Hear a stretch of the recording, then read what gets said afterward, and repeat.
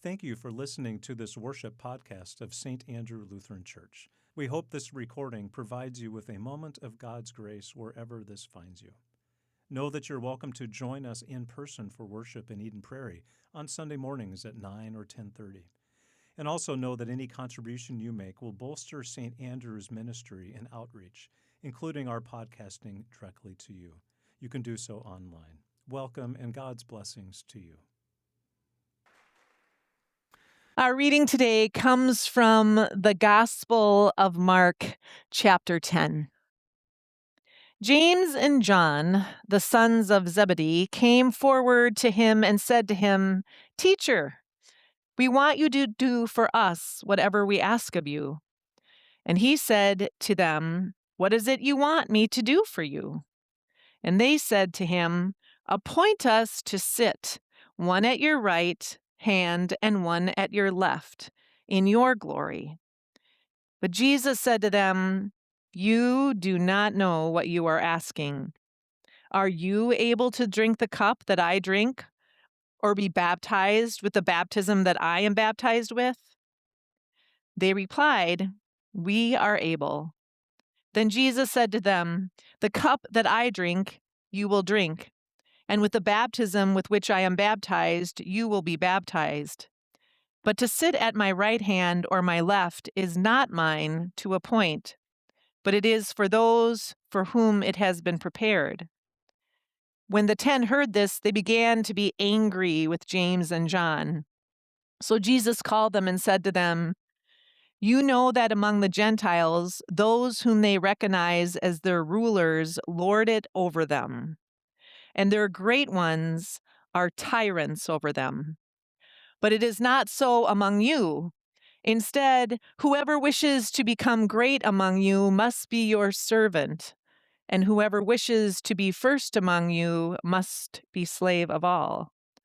For the Son of Man came not to be served, but to serve, and to give his life a ransom for many." The word of the Lord.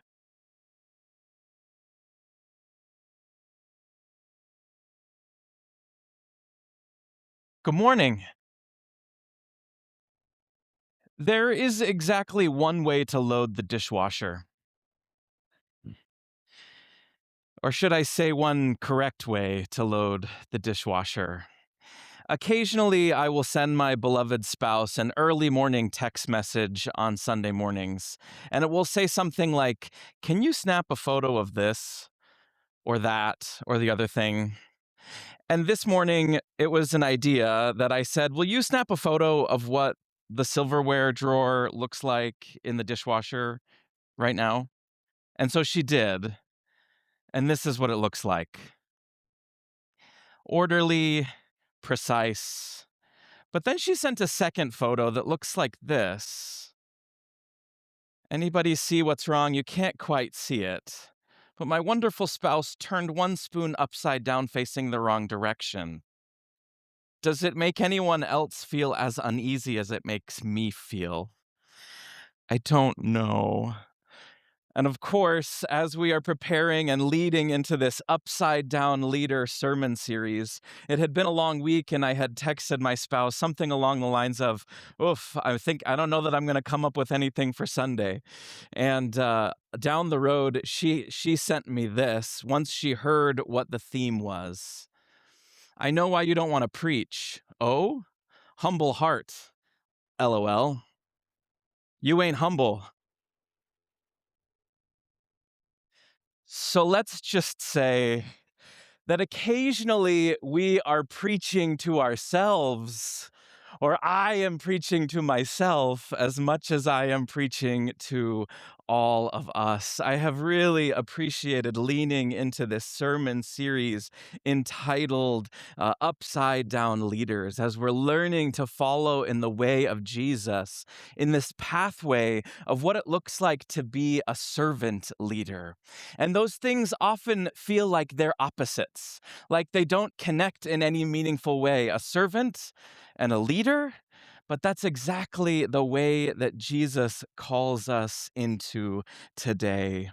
And I could think of no other way of digging into this topic of humbling our hearts than to actually look right at this story that Pastor Kristen just read for us this morning. So James and John, the sons of Zebedee, came forward to Jesus and said to him, "Teacher, we want you to do for us whatever we ask of you." Okay, now I'm a parent to 2 little girls.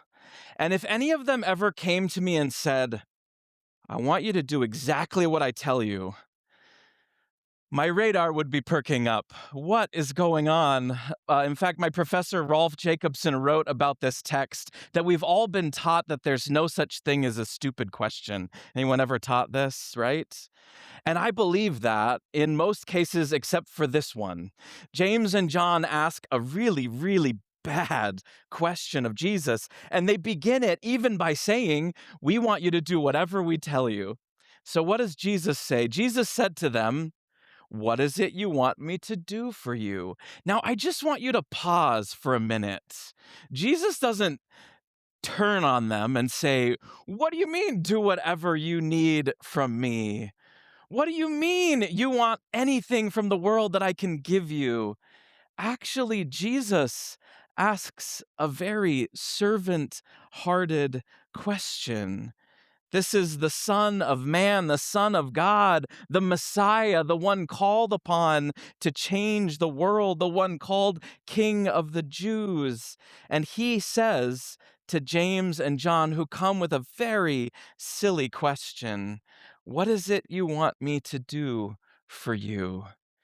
Jesus approaches these 2 like Jesus approaches you and me. What do you need? And of course, then that puts it back on James and John to actually articulate what their hopes are. And they keep digging themselves a hole. Let's read on. They said to him, "Appoint us to sit, one at your right hand and one at your left, in your glory." Okay? The Messiah was expected to be a king who would change their known world, who would change the order of things, who would put things right, where the Jewish people would live once again in glory. And so James and John are imagining themselves sitting next to Jesus at his right side and at his left side. But we know this story too, don't we? Do we know where Jesus will be glorified in just a few short weeks? Do we know who will be on Jesus' left-hand side and on his right-hand side? And what will that glory look like? That glory will look like Jesus on a cross, and beside him, criminal and thief, right? And yet James and John are imagining something entirely different. They're imagining a king ruling a beautiful palace and with people seated at honor right beside him. And James and John are hungry to be those 2 people beside Jesus. And so Jesus said to them, and listen again to what Jesus has to say, "You do not know what you are asking." What a gentle thing, right? You don't know what you're asking for. What a pastoral approach to these 2. Are you able to drink the cup that I drink or be baptized with the baptism that I am baptized with? Jesus knows where this story is going and wants to be clear with James and John, the disciples, and you and me, what will be expected of us. They replied, "We are able." Notice, they didn't answer his first question, "You don't know what you are asking for." They still have entirely missed the point step by step. And then Jesus said to them, "The cup that I drink, you will drink. And with the baptism with which I am baptized, you will be baptized.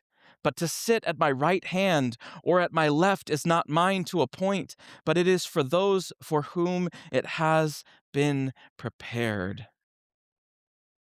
This moment where James and John are seeking to sit with Jesus in his glory, Jesus is concerned with how he will serve these two, with how he will form their imagination for the world around them, where he will help James and John, the disciples, and you and me listen to what the world needs from us. And when the other disciples heard this, they began to be angry with James and John. Just listen how this story turns yet again. These two who ask a question, yes, not the smartest question of all, but then you've got the whole class chiming in and saying, oh my goodness, look at James and John. Oh, sorry, I have to whisper into my microphone. That's the way. Look at James and John, you can't even see what they're doing, right? I've been in the same classroom, right? You poke fun at the person who makes the mistake, who asks the bold question, even if it's not the smartest question. It's helping us learn something together. I don't know if you've ever sat with kids when they're nervous about tests, right? Nervous about auditions or tryouts or whatever is next. We put so much pressure on ourselves to get it right the first time. I've practiced music for as many years as I've been alive. I've never gotten it right the first time. I've rarely gotten it right the last time. There is no perfection in music, only arcs of improvement and growth and learning, and the same with life and these 12 followers of Jesus. So Jesus called to all of them and said to them, you know that among the Gentiles, those whom they recognize as their rulers lord it over them, and their great ones are tyrants over them. Jesus is showing these 12 the way to leadership that I am showing you, you won't learn out in the world.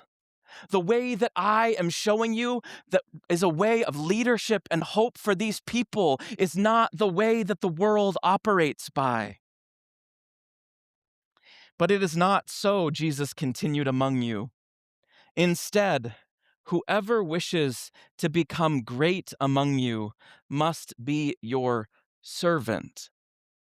And whoever wishes to be first among you must be slave of all. For the Son of Man came not to be served, but to serve, and to give his life as a ransom for many. This passage is profound. It's a lifetime worth of lessons baked into this little story. And what's beautiful about this Gospel of Mark is that Jesus actually does this 3 times in a row. First with Peter, who asks a similarly strange question of Jesus, and Jesus turns him around and changes his mind. Then with James and John, and third, finally, with all of the disciples. Again and again and again, people confuse what the way of Jesus is and insert their own understandings as a pathway to glory. But instead, Jesus is showing us that the way to follow Jesus is a way that leads only to the cross. The way of following Jesus is the way of a servant. The way of following Jesus is about humility and gentleness and kindness and the greatest radical gift of all, which is love. One of my favorite coffee shops that I've ever sat in, and I have sat in countless coffee shops, is actually no more. So please sit with me in a moment of grief for Copland's Coffee Shop on Marshall Avenue in St. Paul. Did I hear it? Somebody know Copland's? Oh, man. I love Copland's. They still sell their beans, but the coffee shop closed. Anyway, I spent many an hour at Copland's Coffee Shop on Marshall Avenue. And I was in seminary at the time, studying to be a pastor, learning the scriptures, learning about theology. My brain was expanding. I was trying on all sorts of different things. And stenciled on the side of the wall is this stencil that has always stood out to me. And in fact, I had to go back and look in my photos from 10 years ago, and I found this picture of the stencil on the side of the wall. What does it say? One more time. For the back of the class. Wow. There's actually an entire academic discipline about this very simple phrase that's stenciled on the side of this wall. It's called intellectual humility. Now, when I shared this with Hannah, she said, I'm not sure any humble person would ever use the phrase intellectual humility. It's pretty good. It's just funny. Also, always the joke's on me. But I actually found a video from the Templeton Foundation, which is this worldwide endowment that funds research and scientific research all over the world. And I thought that I would show you this video because I think it's incredibly profound about this moment that we are living in, and perhaps an invitation to follow Jesus' servant leadership example a little bit more closely. So if you'll follow, it's just about 3 minutes long. Watch this video with me from the Templeton Foundation on intellectual humility. We've all been in arguments. And it wouldn't be an argument if you didn't believe that you were right and they were wrong. But aren't we all wrong sometimes? No one is right about all the things all the time. Research shows that admitting that we might be wrong can actually help us be better friends, happier people, and more effective advocates for our beliefs. This is called intellectual humility, and it's a gift. Not the kind you're born with, but the kind you can give yourself. So why don't we? Why is it so hard to admit that we might be wrong?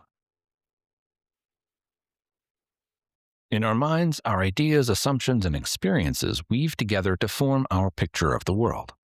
So you can see why it's painful to admit that something we believe in is wrong. One tug on the thread, and it can feel like our whole sense of self is unraveling. In fact, studies show that our brains actually react to attacks on our beliefs the same way as threats to our physical well-being.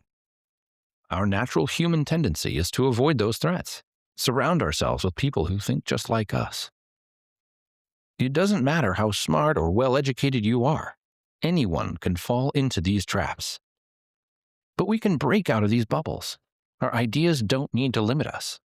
We just need to remember that some of the things we know are wrong or incomplete. It doesn't have to feel like a failure. It can feel like a relief. We can let go of the ideas that were holding us back from growth. This is one of the key features of intellectual humility, that willingness to accept and admit that you might be wrong. Early research shows that people who practice intellectual humility make more thoughtful decisions, have stronger connections with their friends and partners, and are more tolerant, which could lead to a happier life.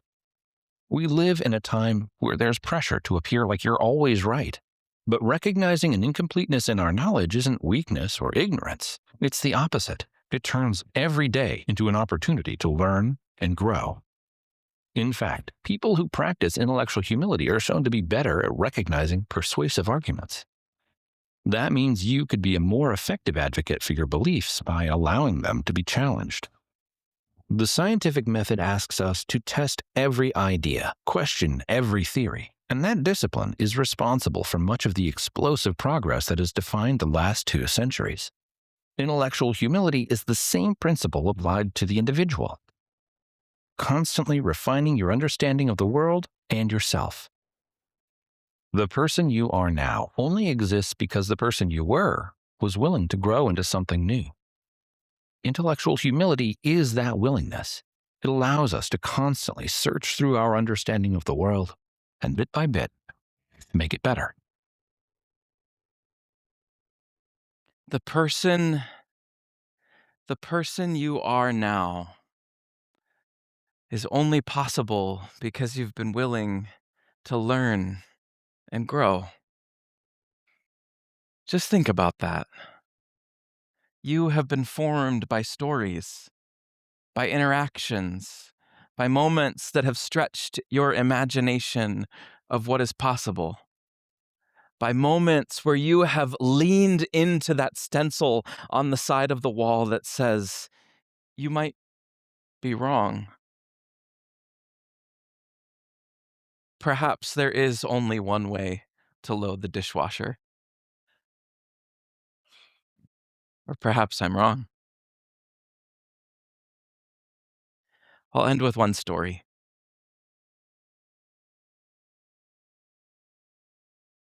My dad and I don't agree on a whole lot.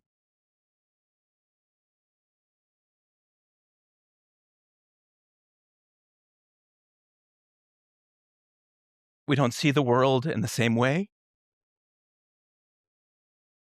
We don't vote for the same people. We don't consume news from the same sources. We don't act in the world in the same ways. But a couple weeks ago, I had it in my mind that I needed to call him. And as I worked myself up to it, and I got to where I was going, coffee shop, not Copland's anymore, but a different place. I looked at my phone, and do you know what was there? A missed call. My dad had already called me. So I called him right back. We jumped on the phone. We got caught up. And I said, Dad, I need you to know what I see here. I need you to know what I'm experiencing here. It wasn't about facts and figures. It wasn't about policies and disagreements. It was about what my experience of it was. We still see the world differently. But after this 90-minute conversation, both of us walked away acknowledging that we agree about so many more things than we disagree about. We have shared values about who we love. We have shared values about what we hope our communities to become. We have shared values that are rooted in this same text that our ancestors have passed on to us from generation after generation after generation after generation. And yes, there is a messy middle. And yes, there is disagreement.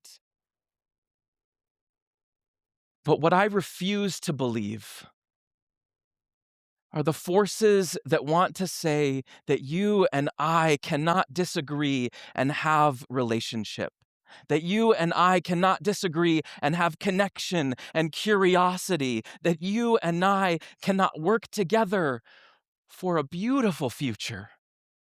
I refuse to believe those lies. And my dad and I walked away from that conversation agreeing to refuse to let those lies continue to divide us. So if intellectual humility gives you a little sparkle of something, lean in. Because on the other side is connection, is curiosity, is servant leadership that's based more on what we hear from one another than on what we're driving toward, more on our hope, less on our hopes of glory, and more about following in the footsteps of Jesus, one simple step at a time. And perhaps, God willing, perhaps they will know us not by our arguments, but by our love. Amen. Thank you for listening to this worship podcast of St. Andrew Lutheran Church. We hope that this recording provides you with a moment of God's grace wherever this finds you. Any contribution you make to St. Andrew will bolster our ministry and outreach, including our podcasting directly to you. You can do so online. Thank you for joining us for this podcast, and I wish you every blessing from Christ today.